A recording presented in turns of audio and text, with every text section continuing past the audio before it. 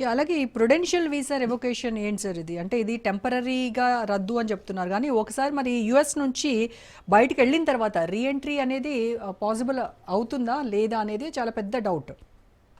అందుకనే ఇప్పుడు అటువంటి ఉదంతాలు మనకి ఇంకా జరగలేదు కనుక, అది ఒకవేళ జరిగితే ఎందుకు జరిగింది, ఏ స్వభావంతో జరిగింది అనేటువంటిది మనం అసెస్ చేయగలం. ఇంతవరకు అలాంటి ఉదంతాలు జరగలేదు కనుక ఒక భయం. ఏ పేరుతో అక్కడ ఏదన్నా కేసులు ఉండి లేదా పట్టుబడి కేసులు నమోదయ్యి ఉంటే, అట్లాంటివి ఏమన్నా ఉంటే, ఒకవేళ తప్పుడు చిక్కితే మధ్యలో ఆపేస్తారా, లేకపోతే ఇంకా ఏంటి సోషల్ మీడియాలో పోస్టులు ఇట్లాంటి అనేకమైన ఇది అమల్లోకి వచ్చిన తర్వాత కొన్ని ఉదంతాలు మనకి వెల్లడైన తర్వాత వాటి స్వభావం మనకి వెల్లడవుతుంది. దానిలో వచ్చేటువంటి ప్రమాదాలు ఏమిటి అనేటువంటిది కూడా వెల్లడవుతుంది. అందుకని మనకి ఇది ప్రారంభం కనుక ఈ దశలో మనం ఏమి అవునని కానీ కాదని కానీ చెప్పలేము. యా ఈ ట్రంప్ సెకండ్ టర్మ్ అధికారంలోకి వచ్చిన తర్వాత ఈ ఇమిగ్రేషన్ పాలసీస్కి సంబంధించి చాలా స్ట్రిక్ట్గా ఉంటున్నాడు. మరింత రోజు రోజుకి ఇంకా కఠినతరం చేస్తూ వెళ్తున్నాడు. అయితే బార్డర్ సెక్యూరిటీ వల్ల అలాగే వలసలను నియంత్రించడానికి అదే ఆయన ఫస్ట్ ప్రయారిటీగా పెట్టుకొని ఇలాంటివన్నీ చేస్తున్నాడు. ఇలాంటి టైంలో ఇండియా నుంచి వెళ్ళేటువంటి ప్రొఫెషనల్స్ ఎవరైతే ఉన్నారో వాళ్లకు ఫ్యూచర్లో వచ్చేటువంటి ఛాలెంజెస్ ఏంటంటారు? ఫ్యూచర్ లో వచ్చేటువంటి ఛాలెంజెస్ ఏమిటి అనేటువంటిది మనం ఇప్పుడు విజువల్ చేసి చెప్పలేము. కానీ ఒకటి రేసిజం అనేటువంటిది ఇప్పటికే అమెరికాలో ఉన్నటువంటి భారతీయులు కావచ్చు, లేకపోతే నాన్ అమెరికన్స్, హిస్పానిక్స్ అంటే లాటిన్ అమెరికాలకు చెందినటువంటి వాళ్ళు కానీ, లేకపోతే ఆసియన్స్, భారతీయులుగా ఆసియన్స్ గా ఉన్నటువంటి వాళ్ళు కానీ, ఇతరులందరూ కూడా ఒక విధమైనటువంటి వివక్షను ఎదుర్కొంటున్నారు. అందుకని మరి రాబోయేటువంటి రోజుల్లో ఇది ఇప్పుడు మేఘా అనేటువంటి దాంతో కనుక ముందుకు పోయేట్లయితే ఇప్పటికే అక్కడ రేసిస్ట్ ఫోర్సెస్ రెచ్చిపోతున్నారు. ట్రంప్ అధికారంలోకి రావడంతో ఇంకేముంది, మొత్తం మనం ఏం చెప్పినా ట్రంప్ చేస్తాడు అనేటువంటిది ఒకటి వస్తా ఉంది. అందుకని ఇవన్నీ కొన్ని ఉదంతాలు, కొన్ని ధోరణులకు మనం వెల్లడైన తర్వాత మాత్రమే ఈ పర్యవసానాలు, ఫలితాలు ఎట్లా ఉంటాయనేది మనం చెప్పగలం. ఇప్పుడైతే మాత్రం టారిఫ్ల విషయం అనిశ్చితి, వలసల విషయం అనిశ్చితి, యుద్ధాల విషయం అనిశ్చితి, వీసాల విషయం అనిశ్చితి, ఇలా ఏ రంగంలో చూసుకున్నప్పటికీ ఒక స్పష్టమైనటువంటి విధానం, ఆ విధానానికి కట్టుబడి ఉంటాం అనేటువంటిది మనకి ఎక్కడ కనపట్లేదు. ఇన్ని అనిశ్చితుల మధ్య ట్రంప్ మాత్రం చాలా నిశ్చింతగా ఉంటున్నాడు. అదే విడ్డూరం. నిశ్చింతగా ఉంటున్నట్టు మనకు కనిపిస్తా ఉంది. అంతేనా? నిశ్చింతగా ఉంటున్నట్టు మనకు కనిపిస్తా ఉంది, కానీ పరిస్థితి అట్లా లేదు.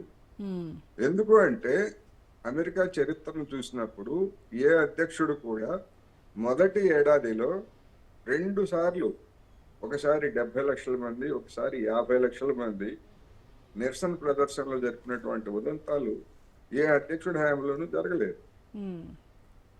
నో కింగ్స్ పేరుతోటి లేకపోతే ఇతరత్ర పేరుతోటి జరిగాయి కదా.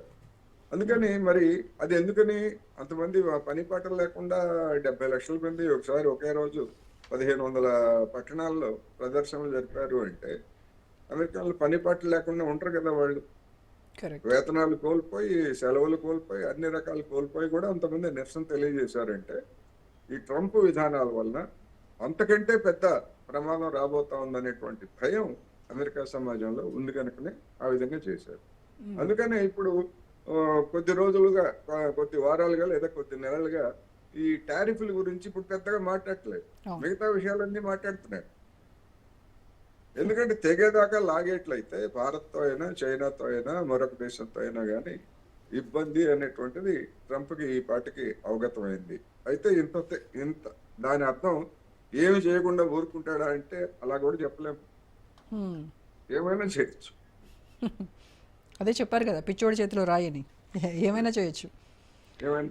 ఇప్పుడు సోషల్ మీడియా అకౌంట్స్ కూడా ప్రైవేట్ నుంచి పబ్లిక్కి మార్చుకోవాలి అని చెప్తున్నారు. మరి ఇలా మార్చడం వల్ల అంటే వాళ్ళ ప్రైవసీ ఇష్యూ కదా ఇది. దీన్ని ఎలా చూస్తారు? అంటే వీసా అప్లికెంట్స్ కావచ్చు, ఎవరైతే ఇచ్చేస్తున్నారో వాళ్ళు ఏం పోస్ట్ చేయకూడదు, ఎంత కేర్ఫుల్గా ఉండాలి అంటే ఏం సజెస్ట్ చేస్తారు సార్? అంటే ఇప్పుడు సోషల్ మీడియాలో పబ్లిక్ ఏమున్నది, అఫీషియల్గా ఫేస్బుక్ ఉందా, లేకపోతే అఫీషియల్గా వాట్సాప్ ఉందా, లేదా అఫీషియల్గా ఇన్స్టాగ్రామ్ ఉందా, అఫీషియల్ గా ట్విట్టర్ ఉందా? లేదు కదా.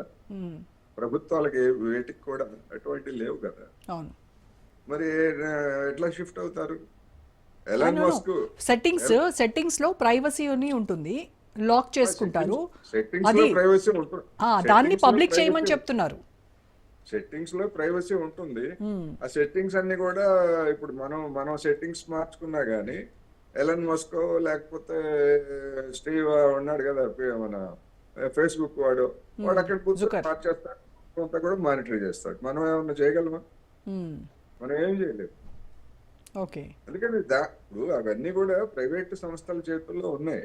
ఆ ప్రైవేట్ సంస్థల చేతుల్లో ఉన్నాయి కనుకని వాళ్ళు దాన్ని నియంత్రిస్తున్నారు. వాళ్ళు ఏమైనా మార్పులు చేయొచ్చు. వాళ్ళు మన సమాచారాన్ని ఇప్పుడు మీ సమాచారం కావచ్చు, నా సమాచారం కావచ్చు, ఫేస్బుక్ లో కనుక పోస్ట్ పెడితే నరేంద్ర మోడీ గారికి కావాలంటే నరేంద్ర మోడీ గారికి ఇస్తారు, ట్రంప్ కావాలంటే ట్రంప్ ఇస్తారు. వాడికి ఏముంది? డబ్బులు కదా, బిజినెస్. కరెక్ట్. ఇప్పుడు మన ఆధారు అఫీషియల్ కేంద్ర ప్రభుత్వం యొక్క ఆధారే మొత్తం అంతా కూడా ఆ సమాచారం అంతా బయటకు వెళ్ళిపోయింది అనేటువంటిది చాలా మంది చెప్తున్నారు కదా. అటువంటిది ప్రైవేట్ సంస్థలు ఎలన్ మస్క్ ట్విట్టర్, ఆ ట్విట్టర్ లో ఎక్స్ అనుకోండి, ఇప్పుడు ఎక్స్ లో మనం ఖాతా అయితే మన పోస్టులన్నీ కూడా ఆ ఎలన్ మస్క్ ఎవడో ఒకటికి అమ్మేసుకుంటాడు. ఏ దేశానికి ఏం కావాలంటే అది అమ్మేసుకుంటాడు. మనకేం గ్యారంటీ ఏమీ లేదు, మనందరికీ తెలుసు ఆ విషయం. ఓకే. అయినా కానీ ఇవాళ ఉన్నటువంటి సొసైటీలో లిమిటెడ్ యాక్టివిటీ అయినా కొన్ని విషయాలైనా కానీ అది చేయడానికి అవకాశం ఉంది కనుక మనం అందరం అందులో చేరి నిజానికి పని చేయకుండా జీతం లేకుండా ఉద్యోగాలు చేస్తున్నటువంటి వాళ్ళు ఫేస్బుక్ లో చేరినా లేకపోతే ఎక్స్ లో చేరినా ఇంకో దానిలో చేరినా మనం చేసేటువంటి యాక్టివిటీనే కదా వాడు సొమ్ము చేసుకుంటా ఉంది. కరెక్ట్. మనకేం జీతం ఇస్తున్నాడు? ఏమి ఇవ్వట్లే.